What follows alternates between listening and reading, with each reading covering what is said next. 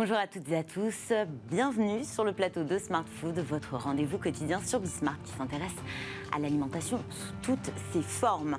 L'agriculture est-elle une valeur refuge? C'est une question qui mérite d'être posée face à l'explosion ces dernières années du nombre de fonds d'investissement spécialisés dans l'alimentation et l'agriculture.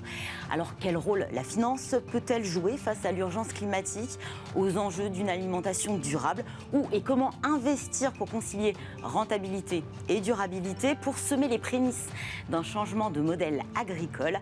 Pour en parler ce matin, à mes côtés, Cécile Cabanis, bonjour. Bonjour. Vous êtes directrice générale adjointe de Tikeo Capital, vous êtes en charge de la RSE. Tikeo Capital, c'est un groupe mondial de gestion d'actifs dits alternatifs. 35 milliards et demi d'euros d'actifs gérés au sein de 4 classes distinctes: dette privée, actifs réels, private equity, capital market stratégie. Et Tikeo Capital vient de signer un protocole d'accord avec AXA et Unilever pour la création d'un fonds à impact dédié à l'investissement dans des projets et des entreprises qui œuvrent pour la transition vers une agriculture régénératrice. C'est ce qui va nous intéresser aujourd'hui. Alors avant de perdre tout le monde, est-ce que vous pouvez nous rappeler, parce qu'effectivement ce fonds à impact est fondé sur le private equity, nous rappeler ce qu'est un private equity? Absolument. Donc, le métier de Tikeo, en fait, qui a été fondé d'ailleurs par 2 entrepreneurs en 2004, c'est vraiment de collecter de l'épargne mondiale et de le mettre au travail dans des solutions de financement qui peuvent être la prise de participation dans des entreprises, qu'on appelle le private equity, ou par du financement dans notre activité de dette privée. Et en le mettant au travail, on a vraiment la responsabilité et l'opportunité de le mettre au travail pour aussi accélérer les transitions et les changements dont on a besoin, notamment en ce qui concerne le combat contre le changement climatique. Et c'est une de nos priorités sur laquelle on a déjà fait beaucoup de choses en termes de plateforme. Pourquoi vous avez choisi de créer un fonds d'investissement à impact pour financer l'agriculture régénératrice? En fait, on s'aperçoit qu'il y a plusieurs niveaux dans tout ce qui est transition. Il y a des niveaux où beaucoup de personnes ont monté des index avec un peu tout et un peu rien. Et c'est extrêmement important qu'on regarde tout ce qui est extra-financier avec le financier. Mais si on veut vraiment aller au bon rythme sur la transition, et notamment pour nos objectifs de réduction carbone et de net zéro pour 2030, il faut absolument qu'on aille plus fort et plus vite. Et finalement, aujourd'hui, on a demandé à tout le monde de bouger, mais sans vraiment changer le logiciel opérationnel des entreprises, des agriculteurs, sans fournir forcément les outils.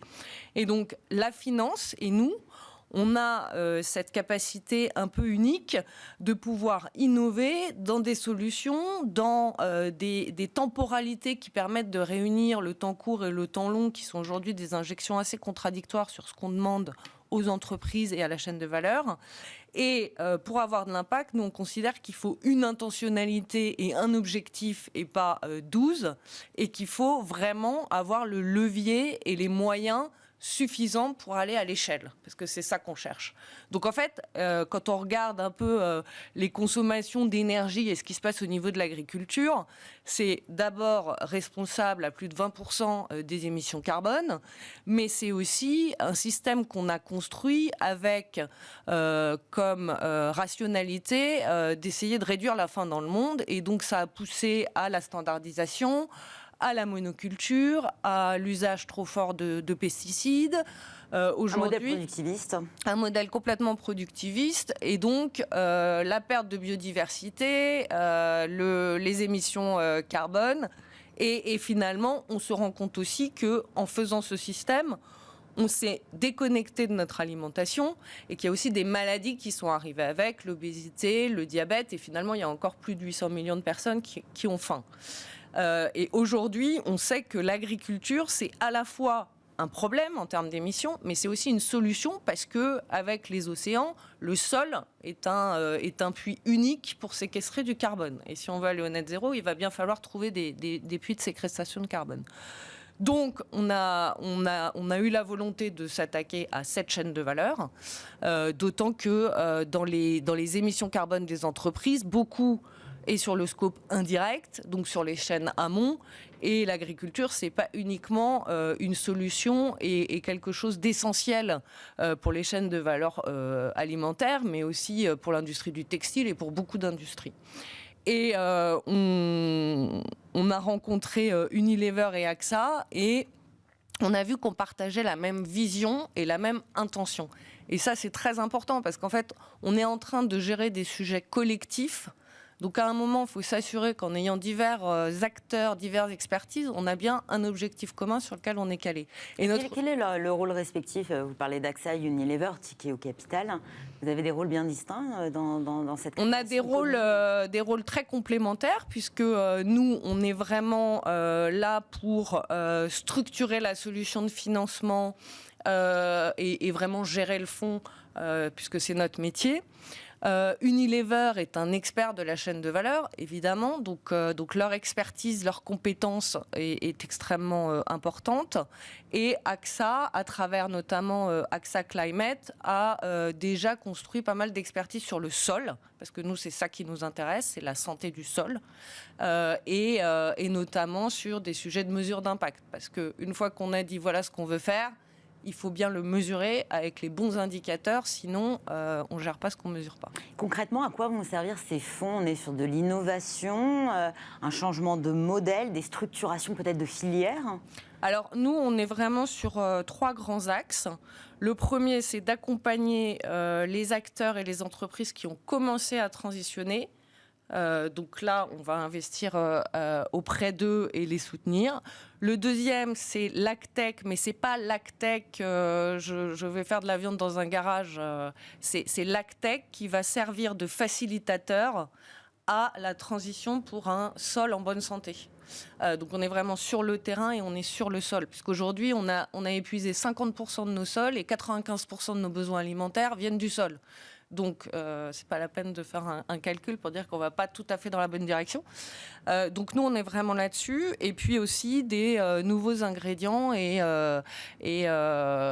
donc, on est sur ces 3 axes-là. Ce qui est très important quand on structure quelque chose comme ça, c'est de se donner le bon horizon de temps aussi. Et là, ça va être un fonds qui va être long pour permettre la transition. Puisque aujourd'hui, les gens à qui on parle, ils voient souvent la transition agricole comme un coût. Parce qu'ils regardent aujourd'hui ou dans les 3 mois ou dans les 12 mois. La réalité, c'est que... On a tendance à confondre l'urgence. On pense au rapport du GIEC qui dit qu'il y a urgence. On nous laisse 3 ans. Et effectivement, ces fonds d'investissement et aussi en fait le changement de modèle qui prend du temps.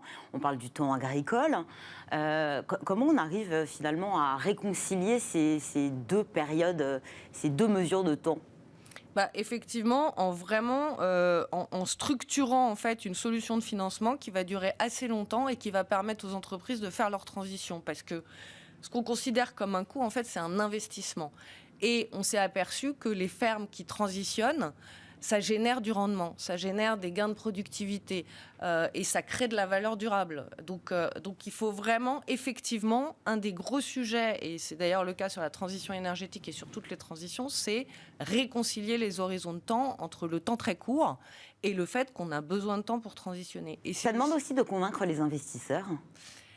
Ça demande de convaincre les investisseurs. Alors, sur des fonds fermés, on va chercher des investisseurs qui ont envie. Et là, c'est vrai qu'on a eu énormément d'accueil favorable et d'envie sur ce fonds, qui est vraiment une innovation.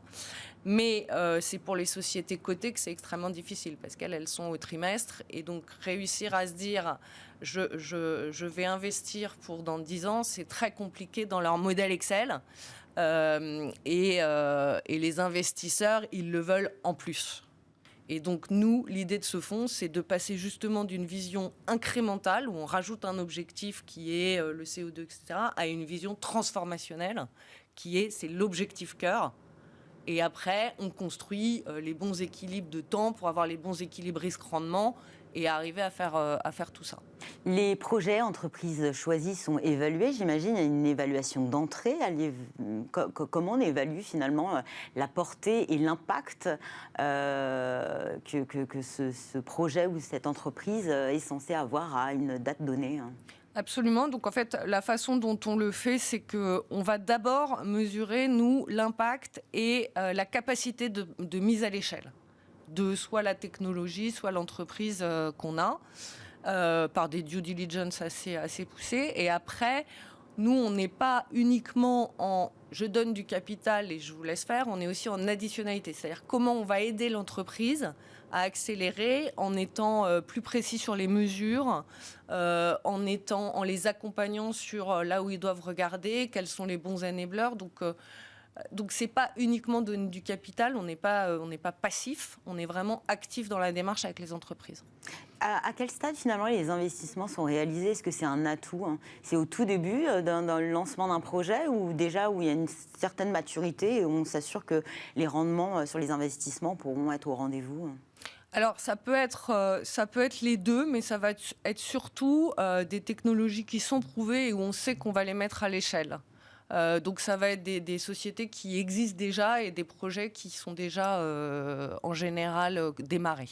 Et est-ce que ce type de produit est relativement risqué par rapport à d'autres produits alternatifs? En fait, en perception de la part d'un investisseur, ça paraît risqué parce que c'est compliqué, parce que c'est le sol. Il y a ce temps long aussi. Et c'est un actif naturel. Il y a l'aléa climatique aussi qui doit interroger. Oui, mais normalement, si on fait le travail correctement, ça va devenir plus résilient sur les aléas climatiques. Donc aujourd'hui, les problèmes d'aléas climatiques qui créent des accidents de récolte, demain, avec un sol qui est mieux compensé par ce sol régénéré, sera plus résilient aussi aux accidents climatiques. Et c'est aussi là où ça va générer du yield parce que c'est un sol qui va être plus prédictif et plus résilient. Emmanuel Macron souhaite une 3e révolution agricole qui est basée sur le numérique, la robotique, la génétique. Est-ce que finalement l'agriculture régénératrice participe de cette 3e révolution agricole ? Absolument, absolument. Et surtout, l'agriculture régénératrice, elle est absolument nécessaire si on veut, tenir les objectifs de carbone, mais aussi avoir des sols qui permettent une nourriture saine pour la population. Et ça a aussi des bénéfices sociaux extrêmement importants. Donc oui, elle participe. Après... Aujourd'hui, nous, tout ce qu'on voit en digitalisation, c'est une tendance globale. C'est-à-dire que ça va aider non seulement la transition agricole, soit par des outils de mesure, soit par des nouveaux équipements, mais aussi l'industrie, la nouvelle révolution industrielle. Donc la digitalisation, elle est vraiment partout dans toutes les chaînes de valeur aujourd'hui. Et pour peut-être aussi réinventer le mode de collaboration entre les différents acteurs de la chaîne alimentaire ? Oui, alors ça c'est un vrai sujet puisqu'effectivement, et c'est là où je pense que ce fonds est aussi va participer à ça, c'est qu'aujourd'hui on a une chaîne de valeur qui est extrêmement morcelée, donc chacun a un bout. Chacun essaye de dire que c'est à l'autre de faire ou de payer, etc. Donc il va y avoir besoin d'un collectif sur toute la chaîne de valeur. De créer une synergie, finalement, une dynamique. Exactement, une dynamique collective. Et c'est aussi pour ça qu'en s'associant avec Unilever et AXA, on montre aussi le pouvoir du collectif et le fait d'agir sur toute la chaîne de valeur. Et que c'est ça qu'il faut qu'on arrive tous à changer en termes de logiciels. Merci Cécile Cabanis. Merci beaucoup. C'est la fin de cette émission. Merci à tous de nous avoir suivis. Merci à toute l'équipe qui m'a accompagnée aujourd'hui. Je donne rendez-vous demain. Passez une excellente journée sur Bismart.